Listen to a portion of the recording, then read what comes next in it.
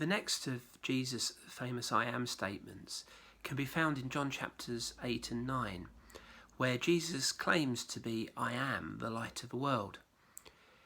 If you remember, God created all things. We read in Genesis 1 that the first act of creation was where God spoke and said, "Let there be light." So for Jesus to identify as I am, Jehovah, the light, is a clear sort of identification with him as creator. And that in itself would have been a challenge for many people. Jesus makes this claim at a time when the Jews were celebrating the Feast of Tabernacles. And it was one of the sort of highlights of their year. A bit like we have regular feasts or holidays like Christmas and Easter, the Jews would have the Feast of the Tabernacles. And one of the things they would do is each night, apart from on the Sabbath, they would light candles, and those candles would create light. And as they were celebrating this, Jesus speaks and says, "I am the light of the world." To help us understand this a bit more, let's look at four aspects of light that help us understand how to interpret what Jesus is saying a little bit more deeply. The first thing to say about light is it's pure and it's beautiful.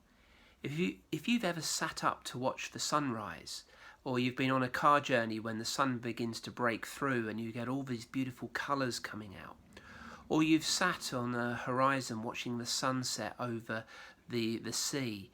We have that near to us here in Lancaster, where you get beautiful colours come over the hills and over the horizon. Light is beautiful. It's radiant. But actually, when you dig deeper and you put it through some scientific instruments, you actually discover that light isn't just white. It's multicoloured. There's a whole spectrum. So when you dig deeper with light, you actually find that it's something incredibly beautiful. When we hunt for something that's beautiful, that leads us to want to understand it deeper. And it allows us, as we look at light, to discover worship by digging deeper and discovering the beauty and adoring the beauty of something. The second thing about light is that it gets rid of darkness. That sounds quite an obvious statement, but have you ever got up in the night and walked along the landing and stood on one of the children's piece of Lego that's been left? I'm sure there's a sense of you'd rather the light had been switched on so you could have avoided it, because there's nothing proven scientifically more painful than walking on children's Lego at night. The thing about light is we're invited to walk in the light and not walk in the darkness. When you walk in the darkness, you bump into things, you stub your toe. But it also implies that we're living somehow blind. We're not seeing the full picture.